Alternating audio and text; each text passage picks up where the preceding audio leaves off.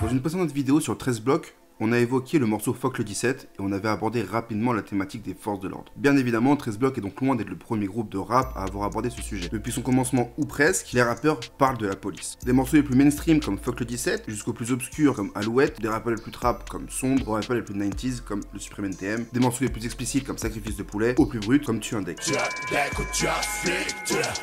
Même Big Flo et Oli en ont parlé dans le morceau Atlantis. J'ai rêvé que Molière écrivait nique la police. En bref, le rap a toujours eu une relation proche avec la police. Du coup, dans cette vidéo, on va essayer de comprendre pourquoi ce sujet fascine autant le rap français, et bienvenue dans Rap et Police.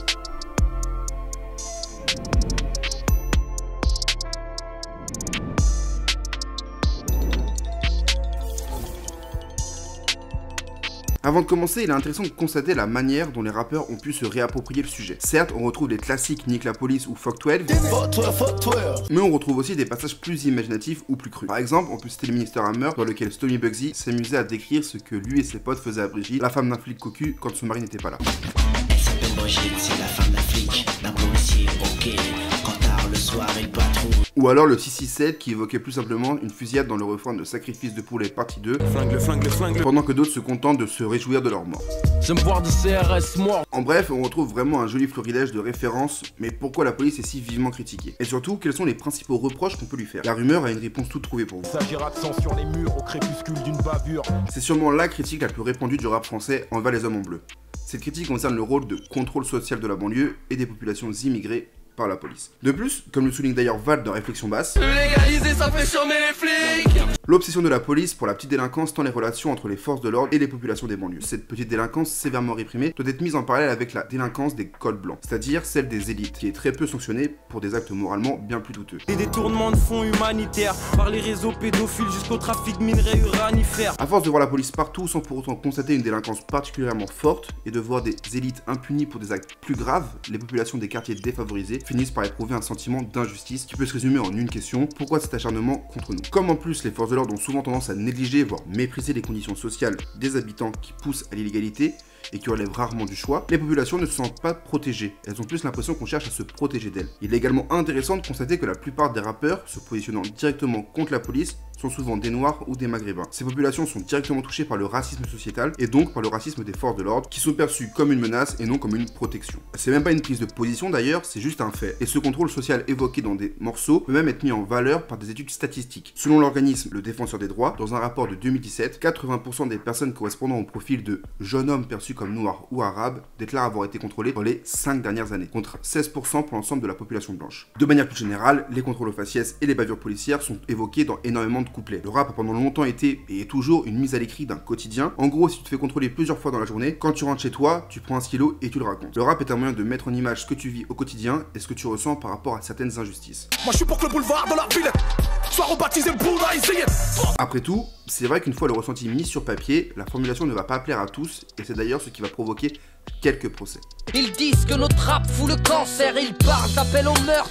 Mais arrêtez vos conneries, leur réseau est celui de Maxime Prunery. Oui, moi j'ai parlé de ministres, mais les mots ne sont pas des actes. Pourtant eux ont voulu fumer Chirac. Ces violences policières sont monnaie courante, et quand on voit des affaires comme la disparition de stupéfiants au 36 quai des Orfèvres, Tu veux l'adresse d'un bon grossiste, 36 quai des Orfèvres. bah ça dénature la réputation et l'image des policiers, qui du coup les fait passer pour des mafieux, d'autant plus que ces abus ne sont pas punis. C'est un retournement comme on peut le voir dans le morceau Racaille de Kerry James, qui retourne un terme péjoratif contre ceux qui s'en servent pour désigner les banlieues. La violence symbolique, celle des contrôles aux faciès et la surreprésentation de la police dans les banlieues, et la violence physique de la police donc, sont souvent perçues et même justifiées comme des actions isolées résultant d'individus et non de structures. Cependant, Weber, un sociologue de la fin du 19e siècle, théorise que dans un pays, l'État possède le monopole de la violence légitime. Dans cette théorie, cette violence légitime est acceptée par les individus au sein de la société car elle permet la cohésion sociale. C'est un échange qu'on pourrait globalement résumer par « je renonce à certaines de mes libertés pour en retour être protégé par une structure ». Sauf que ce monopole de la violence légitime n'est pas nécessairement utilisé pour la protection des individus, mais détourné pour la protection d'une minorité au pouvoir. Ainsi, la police dévie de son rôle de protection de la population vers un rôle de protection d'une élite, ce qui explique les violences en manifestation qui agissent comme une dissuasion à manifester. Et puisqu'on parle parle de manifestation, il faut savoir que les banlieues ont toujours été un lieu d'expérimentation en termes de répression sociale. Si on prend exemple de l'usage du LBD, aujourd'hui très controversé lors des manifestations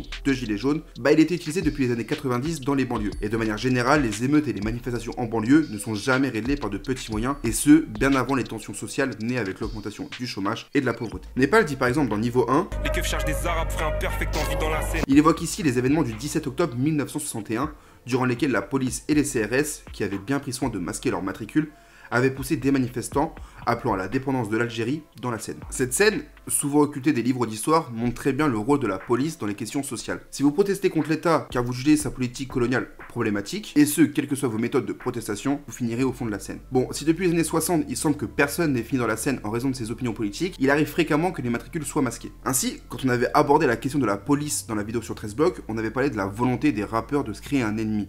Le fait que la police joue ce rôle pour une majorité de rappeurs, même pour ceux qui ne dénoncent pas forcément les abus de celle-ci, montre justement l'héritage de cette critique de la police. Quoi qu'on pense de la street cred et de sa pertinence de nos jours, on est forcé de constater que l'illégalité reste le mot d'ordre chez la plupart des personnages de rappeurs. Ainsi, les policiers représentants de l'ordre deviennent directement les ennemis de ces personnages. L'esprit de provocation qui anime une majorité du rap se retrouve également dans cette idée de faire de la police un ennemi. On vient de voir que cette critique de la police est solidement ancrée dans la culture rapologique, une culture méprisée ou du moins pas reconnue à sa juste valeur par une majeure partie du grand public. Et en plus, on parle de la police, une institution qu'on essaye de montrer comme héroïque dès que l'occasion s'en présente. On constate alors que le rap effectue un retournement des valeurs, ce qui peut questionner l'auditeur et remettre en question sa perspective de la police. C'est un procédé proche de ce que peut faire Sergio Leone dans ses western spaghetti, et particulièrement dans sa trilogie du dollar. Il utilise les codes du western pour les détourner en montrant les cow-boys comme des hors-la-loi, ayant comme seul objectif l'argent au détriment de la morale, là où les cow-boys étaient avant montrés comme l'incarnation de la droiture et de la justice. Pour terminer, disons que si le rap est aussi obsédé par la police, c'est avant tout car elle est ancrée dans le quotidien des rappeurs.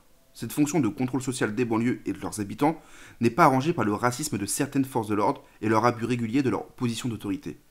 Mais au contraire de ce qu'on pourrait croire, ces abus ne sont pas l'œuvre d'individus, mais bien d'une structure sociale institutionnalisée. Cette critique politique de la police dans le rap fait partie intégrante de l'histoire du rap et de sa culture propre, ce qui explique l'animosité de rappeurs moins contestataires envers la police. La prochaine fois que vous entendrez Fuck le 17, vous remercierez Stavo pour les travaux et vous comprendrez pourquoi il rêve de plusieurs corps de policiers. C'est la fin de cette vidéo, n'hésitez pas à lâcher un petit commentaire, à nous dire ce que vous en avez pensé, à mettre un petit j'aime et surtout à vous abonner, il y a beaucoup de beaux contenus qui arrivent très rapidement. On vous dit à la prochaine, tchuss.